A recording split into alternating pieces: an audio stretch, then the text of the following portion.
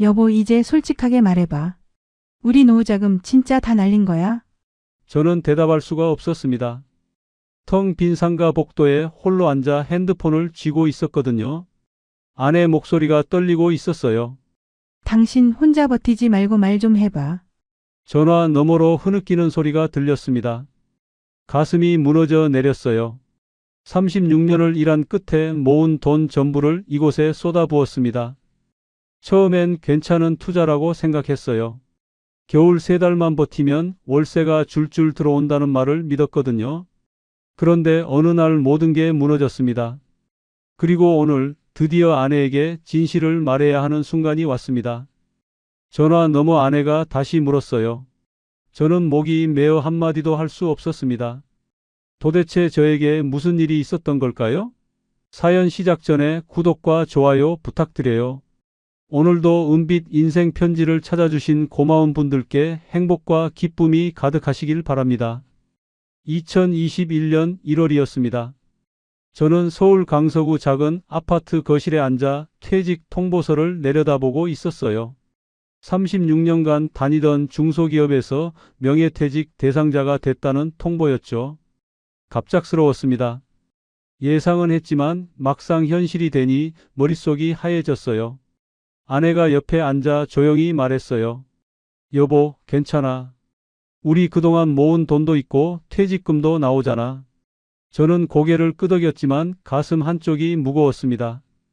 퇴직금 1억 8천만 원과 그동안 모은 돈 1억 2천만 원 합쳐서 3억 원이 우리 노후 전부였거든요.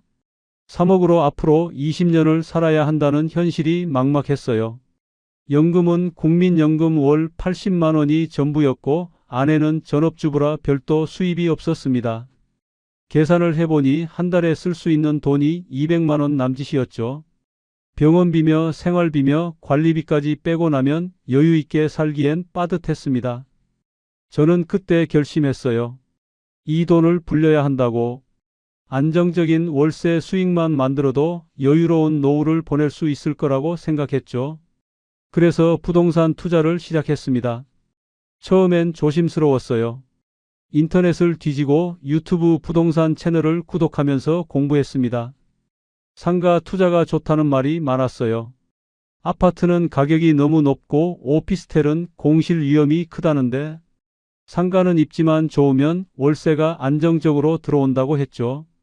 특히 관광지 근처 상가는 겨울 시즌만 잘 잡으면 대박이라는 댓글들이 눈에 띄었습니다. 저는 포천 베어스타운 스키장 근처를 검색하기 시작했어요. 수도권 최대 스키장이고 서울에서 1시간이면 도착할 수 있는 곳이었죠. 겨울마다 수만 명이 찾는 명소라는 기사도 여러 개 나왔습니다. 며칠 뒤 포천으로 내려갔습니다. 2021년 3월 토요일 오후였는데 비수기임에도 스키장 주변이 조용하지만 깔끔했어요. 여름엔 워터파크가 운영된다는 안내판이 보였습니다. 렌탈샵과 식당들이 문을 닫고 있었지만 시설은 괜찮아 보였어요.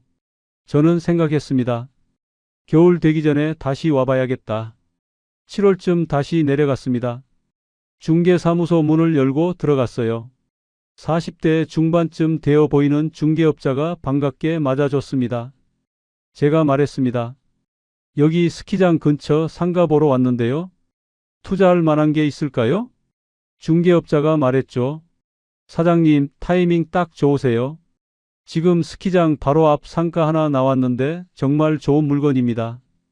3층 건물 전체고 1층은 렌탈샵이 들어올 예정, 2층은 식당 하시려는 분이 알아보고 계시고요. 3층은 비어 있어서 임대해 주시면 돼요. 지금 7억 2천에 내놓은 건데 스키 시즌만 되면 황금알 낳는 거위예요. 제가 속는 셈치고 물어봤습니다. 여기 월세 수익은 어느 정도 되나요? 중개업자가 계산기를 두드렸어요. 중개업자가 설명했습니다. 1층 렌탈샵이 월 250만 원 정도 받을 수 있고요. 2층 식당이 200만 원, 3층 임대만 주시면 월 600만 원은 충분합니다. 겨울석 달만 버티면 1년 먹고 살 수 있는 동네예요. 그 말이 솔깃했습니다. 월 300만 원만 나와도 연금에 보태서 생활하기 충분했거든요. 저는 다음 날 아내와 함께 다시 내려갔어요. 건물을 직접 보니 생각보다 괜찮아 보였습니다. 외관도 깔끔했고 위치도 스키장 리프트 매표소에서 걸어서 3분 거리였죠. 그런데 건물을 둘러보다가 이상한 걸 발견했습니다. 창문으로 보이는 리프트 시설이 좀 낡아 보였어요. 페인트가 벗겨진 철골 기둥이 눈에 띄었죠. 저는 중개업자에게 물었습니다. 리프트 시설이 좀 오래된 것 같은데 괜찮은 건가요? 중개업자가 손을 내저었어요. 아, 그거요? 매년 정기 점검 실행해요. 오래됐어도 안전하니까 걱정 마세요. 저는 그 말을 믿었습니다. 아내 표정이 밝아졌습니다. 아내가 제 팔을 잡고 말했어요. 여보, 여기 괜찮은 것 같아. 위치도 좋고 건물도 튼튼해 보이고. 저도 마음이 기울었습니다. 그날 저녁 집으로 돌아오는 차 안에서 계산을 다시 해봤어요. 총 매매가 7억 2천만 원, 제 돈 2억 1천과 은행 대출 5억 1천으로 맞출 수 있었습니다. 월 이자는 220만 원 정도 나왔고, 임대료 600만 원에서 관리비 30만 원 빼면 순수익이 350만 원이었죠. 나쁘지 않은 계산이었습니다. 일주일 뒤 계약했어요. 중개업자 사무실에서 계약서에 도장을 찍는 순간 가슴이 두근거렸습니다. 이게 맞는 선택일까 하는 불안도 있었지만 곧 사라졌어요. 중개업자가 축하한다며 악수를 청했거든요. 중개업자가 말했습니다. 사장님, 정말 잘 사셨어요. 이 건물 겨울 시즌만 지나면 가치가 더 오를 겁니다. 못해도 10억까지 갈 거예요. 저는 고개를 끄덕이며 웃었습니다. 그때는 정말 그럴 거라고 믿었어요. 2달 뒤 등기를 마치고 건물주가 됐습니다. 하지만 문제가 있었습니다. 1층 렌탈샵 계약이 무산됐어요. 임차인 예정자가 갑자기 연락이 끊긴 겁니다. 중개업자에게 전화했습니다. 어떻게 된 거냐고 물었죠. 중개업자가 난처한 목소리로 대답했어요. 그분이 사정이 생기셨대요. 죄송합니다. 새로 구하면 되니까 걱정 마세요. 가슴이 답답했습니다. 2층 식당도 아직 계약서를 쓰지 않은 상태였어요. 알아보고 있다던 그분도 확답을 주지 않았습니다. 10월이 됐고 겨울 시즌이 다가왔습니다. 저는 직접 임차인을 구하기 시작했어요. 부동산 사이트에 매물을 올리고 지인들에게도 연락했습니다. 한 달이 지났지만 문의는 거의 없었어요. 11월 중순 드디어 1층 렌탈샵 임차인을 구했습니다. 30대 젊은 사장님이었는데 월 230만 원에 계약했어요. 생각보다 20만 원 적었지만 공실보단 나았습니다. 2층은 12월 초에 식당을 하시는 40대 부부가 월 180만 원에 들어오기로 했어요. 3층은 비어 있었지만 금방 임차인을 구할 수 있을 거라고 생각했죠. 12월부터 본격적으로 월세가 들어오기 시작했습니다. 1층에서 230만 원, 2층에서 180만 원이 통장에 찍혔어요. 이제 월세 총 410만 원에서 은행 이자 220만 원 빼면 190만 원이 순수익이었습니다. 관리비며 세금 다 떼도 월 150만 원 정도 손에 쥘 수 있었어요. 생각보다 적었지만 그래도 만족스러웠습니다. 저는 아내에게 말했습니다. 여보, 우리 괜찮을 것 같아. 3층만 임대 주면 여유롭게 살 수 있겠어. 아내도 웃으며 고개를 끄덕였어요. 그렇게 한 달이 지나갔습니다. 2022년 1월이 왔습니다. 스키 시즌 한복판이었어요. 주말마다 포천으로 내려가 상가를 확인했습니다. 사람들이 정말 많았어요. 스키장 주차장은 항상 만차였고 제 건물 앞도 사람들로 북적였죠. 1층 렌탈샵 사장님이 웃으며 말했습니다. 사장님, 장사 정말 잘 돼요. 주말엔 쉴 틈이 없어요. 마음이 뿌듯했습니다. 2022년 1월 22일 토요일, 그날도 평범한 주말이었어요. 서울 집 거실에서 아내와 함께 점심을 먹고 있었습니다. TV에서 낮 뉴스가 나오고 있었죠. 갑자기 속보 자막이 떴습니다. 포천 베어스타운 스키장 리프트 역주행 사고 발생. 화면이 바뀌며 현장 영상이 나왔어요. 리프트가 거꾸로 미끄러지고 있었고 사람들이 공중에서 뛰어내리고 있었습니다. 비명 소리가 뉴스를 통해 들렸어요. 아내가 소리쳤습니다. 여보, 저기 우리 상가 있는데 아니야? 저는 숟가락을 내려놓고 화면을 뚫어지게 봤습니다. 가슴이 철렁 내려앉았어요. 100명이 넘는 사람들이 리프트에 갇혔다는 자막이 이어졌죠. 다행히 큰 부상자는 없다고 했지만 불안했습니다. 핸드폰을 꺼내 포털 사이트를 검색했어요. 베어스타운 리프트 사고라는 기사가 실시간 검색어 1위에 올라 있었습니다. 댓글들이 빠르게 올라오고 있었어요. 무섭다. 안전점검 제대로 안 한 거 아냐. 보상 제대로 해야 한다는 글들이 넘쳐났죠. 저는 생각했습니다. 괜찮을 거야. 사고는 났지만 큰 사상자가 없으니까 금방 정상화될 거야. 하지만 가슴 한쪽이 불편했습니다. 며칠 뒤 스키장 운영사에서 공식 입장을 발표했어요. 안전 점검을 위해 잠시 운영을 중단한다는 내용이었습니다. 조속히 정상화하겠다고 했죠. 저는 크게 걱정하지 않았어요. 일주일이나 열흘이면 다시 열 거라고 생각했거든요. 그런데 2월 초 충격적인 발표가 나왔습니다. 2021년부터 2022년 동계 시즌을 조기 종료한다는 것이었어요. 안전 점검에 시간이 걸린다는 이유였습니다. 가슴이 덜컥했습니다. 이제 겨우 1월인데 시즌을 끝낸다는 게 말이 안 됐어요. 1층 렌탈샵 사장에게서 전화가 왔습니다. 렌탈샵 사장이 말했습니다. 사장님, 스키장이 문 닫으니까 손님이 뚝 끊겼어요. 이번 주 매출이 작년 같은 기간 대비 70% 떨어졌어요. 이거 큰일인데요? 저는 애써 진정시켰습니다. 조금만 기다려 보세요. 스키장 곧 열 거예요. 하지만 확신이 없었습니다. 2022년 3월이 지나고 4월이 왔습니다. 스키장은 여전히 문을 열지 않았어요.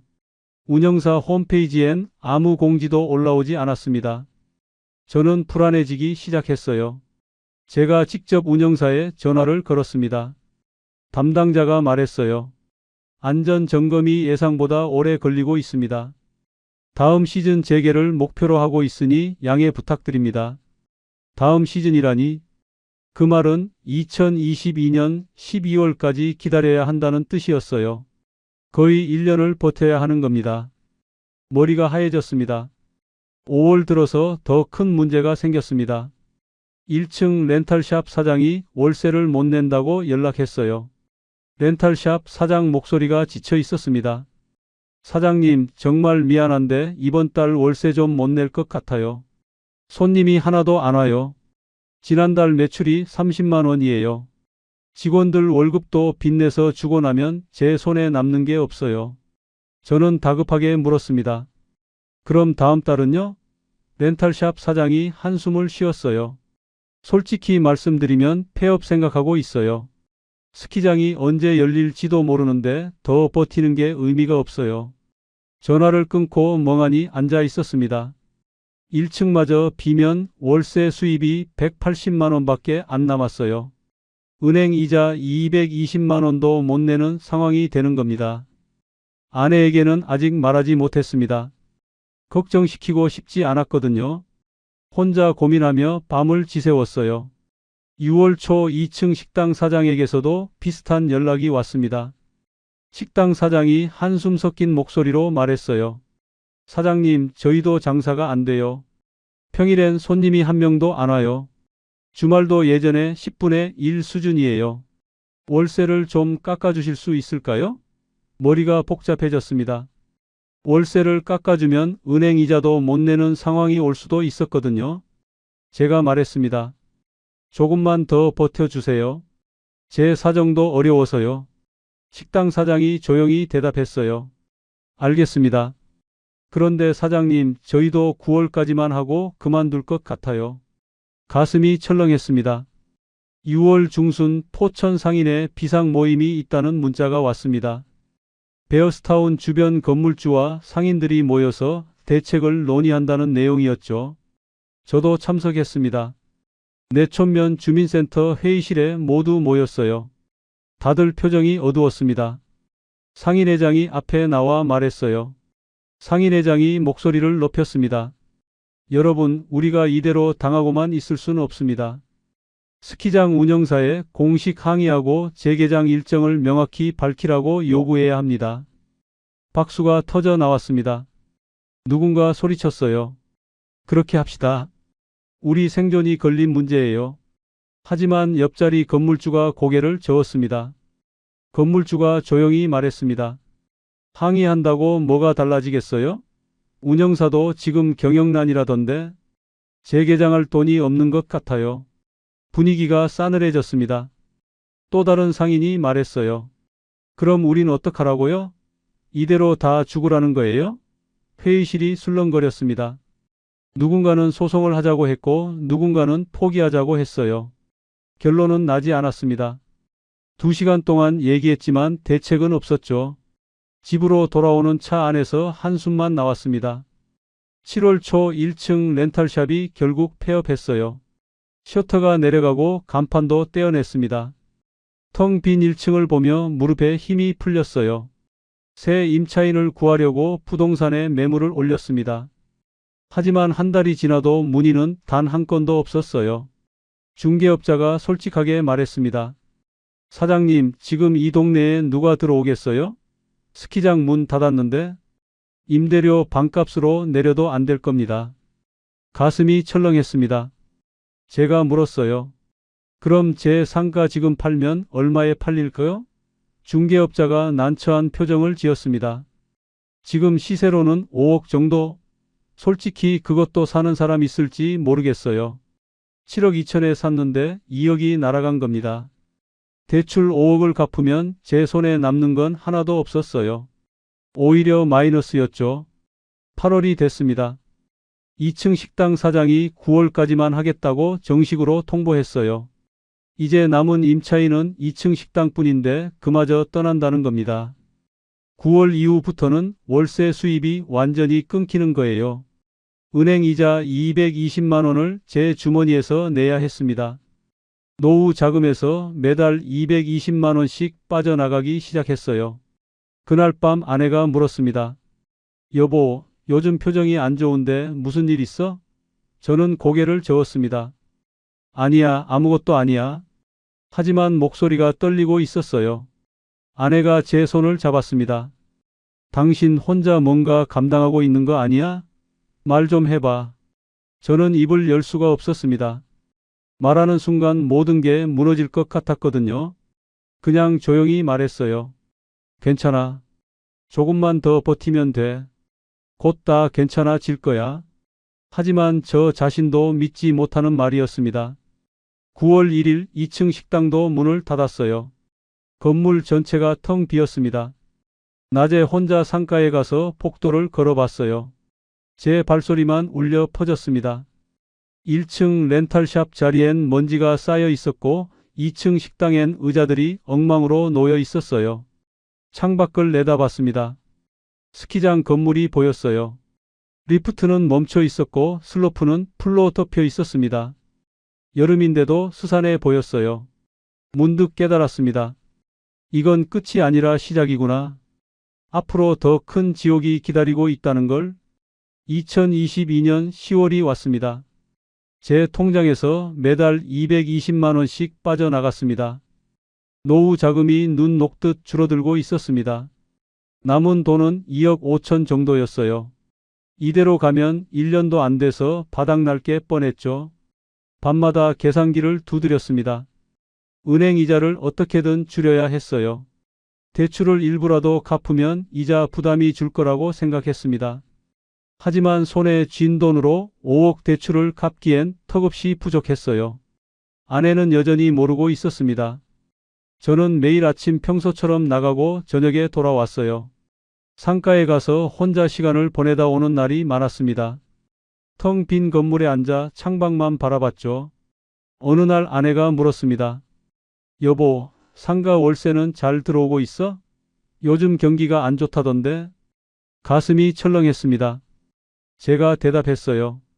응, 괜찮아. 걱정 마. 거짓말이었습니다. 아내 눈을 똑바로 볼 수가 없었어요.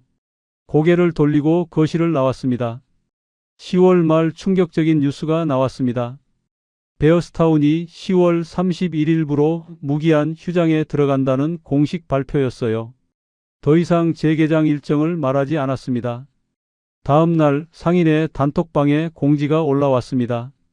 베어스타운 근처 건물주 한 분이 극단적 선택을 시도했다는 내용이었어요. 다행히 가족이 발견해서 목숨은 건졌다고 했습니다. 댓글들이 빠르게 올라왔어요.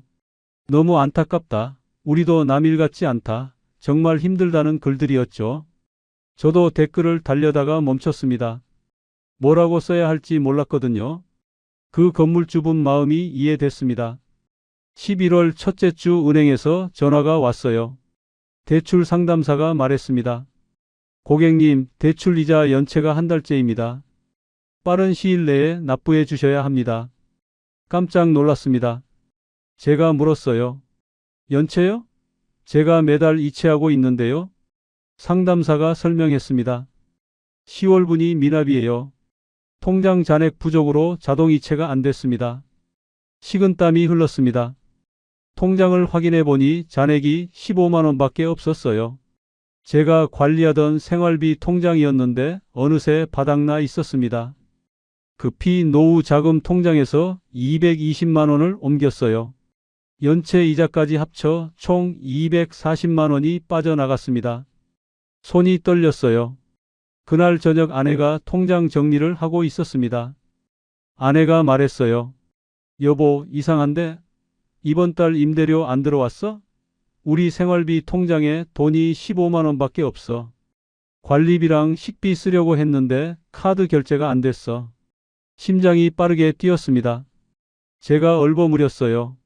아, 그거 내가 급하게 쓸 일이 있어서 좀 옮겼어. 곧 넣어 놓을게. 아내가 고개를 갸웃했습니다. 급하게 쓸 일이 뭔데? 목이 막혔습니다. 제가 말했어요. 상가 쪽에 급하게 수리할 때가 있어서. 걱정 마. 아내는 더 묻지 않았습니다. 하지만 표정이 불안해 보였어요. 저는 방으로 들어가 문을 닫았습니다. 침대에 주저앉아 머리를 감싸 쥐었어요. 12월이 됐습니다. 올해도 스키 시즌이 시작되는 시기였어요. 작년 이맘때만 해도 스키장은 사람들로 넘쳐났었죠. 하지만 지금 스키장은 여전히 닫혀 있었습니다. 상인의 단톡방이 난리가 났습니다. 이게 말이 되냐? 우리 다 죽으라는 거냐? 소송이라도 해야 하는 거 아니냐는 메시지들이 쏟아졌죠. 하지만 소송해봤자 뭐가 달라지겠냐는 반응도 많았습니다. 변호사 상담을 받아본 분이 댓글을 달았어요. 소송에도 이길 가능성 낮대요. 스키장 측에 고의성이 없으면 배상 청구가 어렵답니다. 희망이 보이지 않았습니다. 크리스마스가 지나고 연말이 다가왔어요. 아내가 말했습니다. 여보, 올해는 애들 안 만날 거야? 우리 지연이랑 현수 둘 다 올라온다는데? 저는 고개를 저었습니다. 아니야, 만나야지. 하지만 마음이 무거웠어요. 자식들 얼굴을 볼 자신이 없었습니다. 12월 30일 지연이와 현수가 집에 왔습니다. 지연이는 35 직장인이었고 현수는 32 결혼 준비 중이었어요. 식탁에 둘러앉아 저녁을 먹었습니다. 딸이 물었어요. 아빠, 요즘 많이 여의셨네요. 어디 아프세요? 저는 웃으며 대답했습니다. 아니야, 괜찮아. 그냥 나이 들어서 그런 거야. 아들이 말했습니다. 아빠, 제가 내년 5월에 결혼하잖아요. 집 마련하려고 자금이 조금 부족해서 도와주실 수 있으세요? 숨이 막혔습니다. 제가 물었어요. 얼마나 필요한데? 아들이 대답했습니다. 1억 원 정도요. 제 신용으로는 대출이 부족해서요. 가슴이 답답해졌습니다. 지금 제 형편에 도움을 줄 수 있는 건 불가능했어요. 제가 조심스럽게 말했습니다. 아들아, 미안한데 지금은 좀 어려울 거사. 아빠도 사정이 있어서. 아들 표정이 굳었습니다. 아들이 물었어요. 무슨 사정이요? 아빠 퇴직금도 받으셨고 상가도 있으시잖아요. 목이 메었습니다. 말해야 할까 망설였어요. 하지만 입이 떨어지지 않았습니다. 그냥 말했어요. 아빠가 지금 여유가 없어. 나중에 사정 좀 나아지면 도와줄게. 아들이 의자를 뒤로 밀며 일어났습니다. 아들이 말했습니다. 알겠어요. 제가 알아서 할게요. 투덜거리는 목소리였습니다. 거실 분위기가 싸늘해졌어요. 딸이 중재하려 했지만 소용없었습니다. 현수는 식사를 마치자마자 일찍 집을 나갔고 지연이도 어색하게 인사하고 돌아갔어요. 아내가 설거지를 하며 말했습니다. 여보, 현수 좀 도와줄 수 있잖아. 왜 그래? 저는 대답하지 못했습니다. 소파에 앉아 천장만 바라봤어요. 모든 게 무너지고 있었습니다. 2023년 1월이었습니다. 새해가 밝았지만 희망은 보이지 않았어요. 스키장은 무기한 휴장 상태였고 제 상가는 여전히 텅 비어 있었습니다. 은행 이자만 매달 220만 원씩 나가고 있었죠. 이제 넉 달 정도면 바닥납니다. 더 이상 숨길 수가 없었어요. 어느 날 아내가 은행 통장을 들고 나왔습니다. 아내 얼굴이 창백했어요. 아내가 떨리는 목소리로 물었습니다. 여보, 이게 뭐야? 여기 있던 돈들이 다 어디 간 거야? 가슴이 내려앉았습니다. 더 이상 피할 수 없었어요. 저는 소파에 주저앉았습니다. 제가 말했어요. 미안해. 내가 숨긴 게 있어. 아내가 앞에 섰습니다. 아내가 다그쳤어요. 무슨 소리야? 대체 무슨 일이야? 저는 고개를 들 수가 없었습니다. 제가 천천히 설명했어요. 상가에 월세가 안 들어온 지 몇 달째 됐어. 임차인들이 다 나갔어. 스키장이 문 닫으면서 손님이 끊겼거든. 매달 은행 이자 220만 원을 내 주머니에서 내고 있었어. 아내 얼굴이 하얗게 질렸어요. 아내가 울먹였습니다. 왜 진작 말 안 했어? 왜 혼자 감당하려고 했어? 저는 대답할 수 없었습니다. 미안해. 정말 미안해. 아내의 눈이 빨갛게 충혈돼 있었어요. 아내가 말했습니다. 상가는 팔 수 없어? 저는 고개를 저었습니다. 7억 2천에 샀는데 지금은 4억도 안 돼. 팔아도 은행 빚 5억을 못 갚아. 아내가 한숨을 쉬었습니다. 그럼 우리 어떻게? 이대로 가면 빚쟁이 되는 거잖아. 저는 아무 말도 할 수 없었습니다. 다음 날 아침 아내가 먼저 입을 열었습니다. 밤새 생각해 봤다고 했어요. 아내가 말했습니다. 여보, 우리 상가 팔자. 1억 손해 보더라도 이대로는 못 버텨. 매달 돈이 빠져나가는 것보다는 나아. 저는 고개를 끄덕였습니다. 그게 맞는 것 같았어요. 다음 날 포천으로 내려갔습니다. 중개업자를 만나러 갔어요. 중개사무소 문을 열고 들어서는데 가슴이 답답했습니다. 중개업자가 저를 보더니 난처한 표정을 지었어요. 앉으라는 손짓을 했습니다. 제가 먼저 말했습니다. 상가 팔아야 할 것 같습니다. 지금 시세가 어떻게 되나요? 중개업자가 한숨을 쉬었습니다. 사장님, 솔직히 말씀드리면 4억에도 안 팔릴 것 같아요. 지금 이 동네 상황이 너무 안 좋아서요. 3억 5천 정도면 매수자가 나올 수도 있는데. 머리가 하얘졌습니다. 3억 5천이면 은행 빚 5억을 갚고 1억 5천을 더 내야 했어요. 제가 물었습니다. 사장님, 처음에 괜찮은 투자라고 하셨잖아요. 겨울 3달만 버티면 1년 먹고 산다고. 중개업자가 고개를 숙였습니다. 죄송합니다.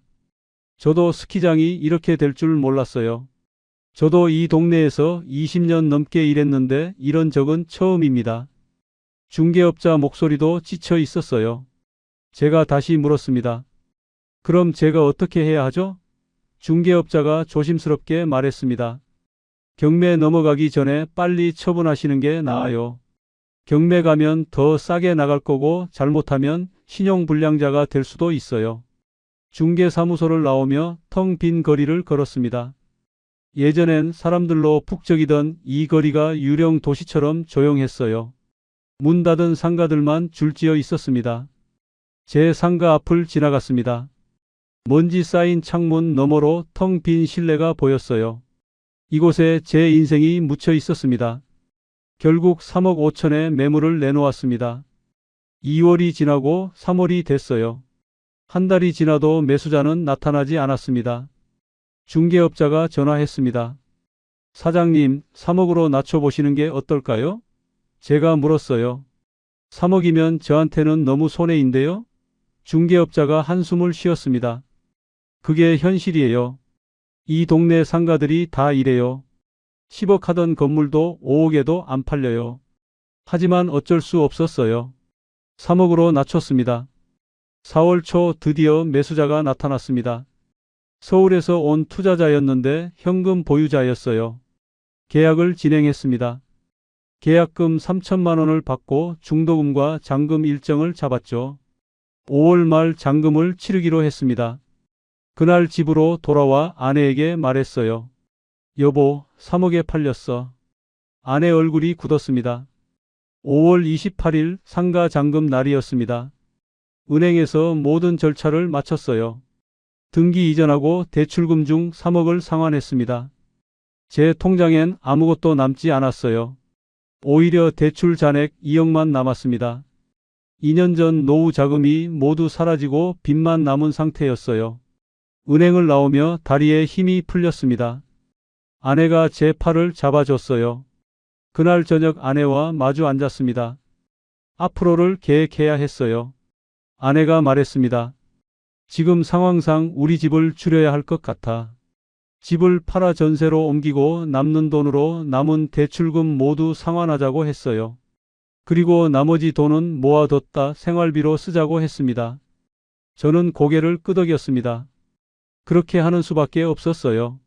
집을 내놓았습니다. 25년 살았던 아파트였어요.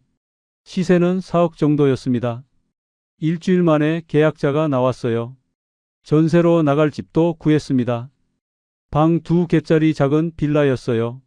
4억을 받아 전세 보증금 1억 7천을 내고 남았던 상가빚 2억을 모두 갚았어요. 남은 돈 3천만 원이 우리의 전부였습니다. 이삿짐을 싸며 아내가 말했습니다. 여보, 이것도 감사한 거라고 생각하자. 더 큰 빚을 안 진 게 어디야? 저는 웃으려 했지만 웃음이 나오지 않았습니다. 그저 고개만 끄덕였어요. 전세집으로 완전히 자리를 잡았습니다. 방 2개짜리 작은 빌라였지만 깨끗했어요. 이사 짐을 정리하며 아내가 말했습니다. 여보, 그래도 우리 둘이 있잖아. 저는 고개를 끄덕였습니다. 저를 생각해서 계속 이야기해주는 아내에게 더욱 미안한 마음뿐이었어요. 남은 돈은 3천만 원 정도였어요. 국민연금 월 80만 원과 이 돈으로 살아가야 했습니다. 계산해보니 1년 반이면 바닥났어요. 어느 날 저녁 아내가 가계부를 펼쳐놓고 말했어요. 여보, 우리 둘 다 일해야 할 것 같아. 이대로 가면 1년도 못 버텨. 저는 아내를 봤습니다. 평생 집안일만 하던 아내가 일을 나간다는 게 마음이 아팠어요. 내가 잘못해서 당신까지 고생시키는구나. 아내가 제 손을 잡았습니다. 우리 함께 있잖아. 함께 이겨내자. 며칠 뒤 아내가 파트타임 일자리를 구했어요. 동네 마트에서 계산원으로 일하기 시작했죠. 월급은 110만 원 정도였습니다. 저도 일자리를 알아봤습니다. 63살에 구할 수 있는 일은 많지 않았어요. 결국 어렵게 구해서 아파트 경비 일을 시작했습니다. 월급 200만 원이었죠. 국민연금 80만 원, 아내 월급 110만 원, 제 월급 200만 원을 합치면 월 390만 원이었습니다. 생활비로 200만 원 쓰고 나머지는 저축하기로 했어요. 처음엔 자존심이 상했습니다. 36년 동안 회사에서 부장으로 일했던 제가 경비 일을 하다니. 아침 6시에 출근해서 밤 10시까지 일했어요. 주민들이 지나갈 때마다 인사했습니다. 어떤 사람들은 무시하듯 지나갔고 어떤 사람들은 친절하게 인사해 줬어요. 시간이 지나며 조금씩 익숙해졌습니다. 8월 어느 날 지연이가 집에 찾아왔습니다. 놀란 표정을 지으며 물었습니다. 아빠, 여기가 어디예요? 집 옮기셨어요? 저는 설명했습니다.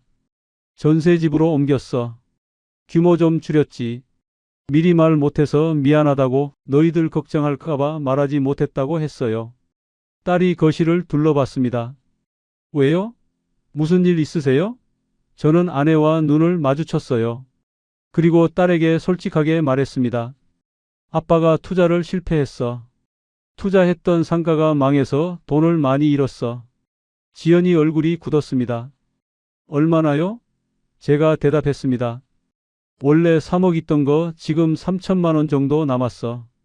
딸이 의자에 주저앉았습니다. 그래서 현수 보증금도 못 도와주신 거예요? 저는 고개를 끄덕였습니다. 미안하다. 서로 한참 아무 말 없이 앉아 있었어요. 그러다 지연이가 천천히 입을 열었습니다. 아빠 왜 진작 말 안 하셨어요? 혼자 감당하시면 어떡해요? 저는 대답하지 못했습니다. 딸이 계속 말했어요. 제가 도와드릴게요. 많이는 못 해드려도 매달 30만 원씩은 드릴 수 있어요. 가슴이 뜨거워졌습니다. 제가 말했어요. 아니야. 넌 내 생활 해야지. 딸이 고개를 저었습니다. 아빠가 저 키우느라 얼마나 고생하셨는데요. 이제 제가 도와드릴 차례예요. 눈물이 났습니다. 참으려 했지만 눈물이 흘러내렸어요. 딸이 제 손을 잡았습니다. 괜찮아요, 아빠. 우리 함께 이겨낼 수 있어요. 며칠 후에는 아들도 다녀갔습니다. 아들은 예비 며느리와 잘 얘기해서 결혼을 미뤘다고 했어요. 아들이 말했습니다. 아빠 사정을 듣고 생각해 봤어요. 지금 무리해서 결혼하고 집을 마련할 필요는 없을 것 같아요. 몇 년 더 저축하고 천천히 할게요. 제가 미안하다고 했습니다. 아들이 웃으며 말했어요. 괜찮아요. 오히려 제가 철없이 굴어서 죄송해요. 그날 아들과 오랜만에 술을 마셨습니다. 소주 한 잔을 비우며 아들이 말했어요. 아빠, 저도 이번 일로 많이 배웠어요. 투자가 얼마나 위험한지. 제가 말했습니다. 그래, 노후 자금은 함부로 건드리는 게 아니야. 아빠처럼 되지 마. 경비 일을 시작한 지 1년이 넘었어요. 이제 완전히 익숙해졌습니다. 아침 6시에 출근해서 아파트 주변을 청소하고 택배를 분류했어요. 주민들과 인사를 나누고 민원을 처리했습니다. 처음엔 자존심이 상했던 일이었지만 지금은 달랐어요. 이 일도 누군가는 해야 하는 일이고 제가 하고 있다는 게 자랑스러웠습니다. 어느 날 20대 젊은 주민이 다가왔습니다. 젊은이가 말했어요. 항상 감사합니다. 덕분에 아파트가 깨끗해요. 제가 웃으며 대답했습니다. 아닙니다. 제가 해야 할 일인걸요. 젊은이가 커피 한 잔을 건넸어요. 이거라도 드세요. 작은 것이었지만 마음이 따뜻해졌습니다. 어느 날 우연히 포천을 지나게 됐습니다. 베어스타운 스키장 근처를 지나며 잠깐 들러봤습니다. 3년 만에 다시 본 그곳이었어요. 변한 게 없었습니다. 스키장은 여전히 닫혀 있었고 주변 상가들은 대부분 폐업 상태였어요. 제가 가졌던 상가 건물 앞에 섰습니다. 1층엔 다른 가게가 들어와 있었지만 2층과 3층은 비어 있었어요. 간판도 없고 창문엔 먼지가 쌓여 있었습니다. 한참을 서서 그 건물을 바라봤어요. 예전엔 원망스러웠을 텐데 지금은 담담했습니다. 그냥 생각했어요. 여기서 많은 걸 배웠구나.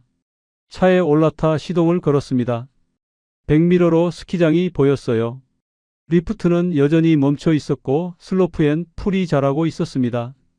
이제 저곳은 제 인생과 상관없는 곳이 됐습니다. 저는 앞을 보고 차를 몰았어요. 그날 저녁 통장을 확인해 보니 저축한 돈이 1,000만 원이 넘었어요. 아내 파트타임 월급과 제 경비 월급까지 합쳐 매달 꾸준히 모은 결과였습니다. 아내가 말했습니다. 여보, 우리 이대로 가면 10년 뒤엔 1억 정도 모을 수 있을 것 같아. 제가 대답했습니다. 그래, 충분해. 우리 둘이 살기엔. 그날 저녁 아내와 함께 동네 산책을 했습니다. 작은 공원 벤치에 앉아 석양을 바라봤어요. 노을이 지고 있었습니다. 2022년 그 겨울이 떠올랐습니다. 스키장이 문을 닫고 제 인생이 무너지던 그때가. 하지만 지금은 달랐어요. 돈은 잃었지만 더 중요한 걸 찾았습니다. 가족의 소중함을 알았고 작은 것에 감사하는 법을 배웠어요. 매일 일하며 살아가는 게 얼마나 소중한지도 깨달았습니다. 무엇보다 아내와 함께 이겨낼 수 있다는 걸 알았어요.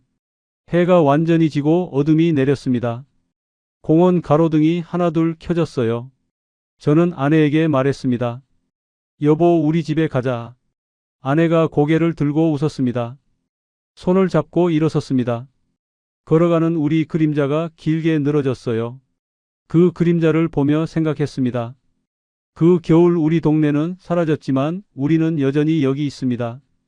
살아남았고 계속 살아가고 있습니다. 그걸로 충분했어요. 부동산 투자로 노후 자금을 날린 63살 남자의 이야기는 이렇게 끝이 났습니다. 하지만 제 인생은 끝나지 않았어요. 새로운 시작이었습니다. 여러분께 하고 싶은 말이 있습니다. 노후 자금은 한 번의 실수로도 모두 잃을 수 있습니다. 안정적이라고 믿었던 투자도 한순간에 무너질 수 있어요. 특히 단일 산업에 의존하는 지역의 부동산은 위험합니다. 스키장 하나가 문을 닫자 동네 전체가 무너졌듯이 말이죠. 투자할 때는 항상 물어보세요. 이 지역은 무엇으로 먹고 사는가? 그게 10년 후에도 유효할까? 최악의 상황이 오면 어떻게 빠져나올 수 있을까? 그리고 무엇보다 욕심을 조심하세요. 월세 수익에 눈이 멀어 은퇴 자금 전부를 투자하는 건 도박입니다. 하지만 실패했다고 끝이 아닙니다. 저처럼 다시 일어설 수 있어요. 가족이 있고 일할 수 있는 몸이 있다면 살아갈 수 있습니다. 자존심 내려놓고 작은 일부터 시작하면 됩니다. 천천히 한 걸음씩 나아가면 됩니다. 돈보다 중요한 건 함께할 사람입니다. 저는 아내를 통해 배웠어요. 제가 전부를 잃었을 때도 아내는 제 곁에 있었습니다.